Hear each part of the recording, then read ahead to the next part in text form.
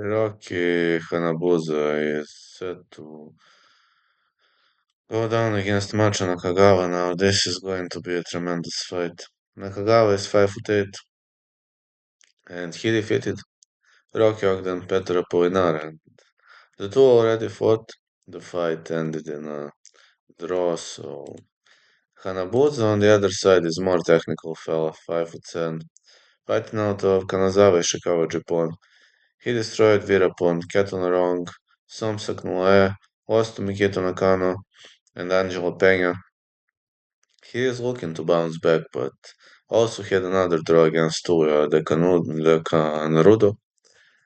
I think this fight is gonna go the distance again, and I don't see any other potential outcome. Like, I'm gonna say over 6.5, but if I must pick a side, I'm giving slight advantage to Nakagawa.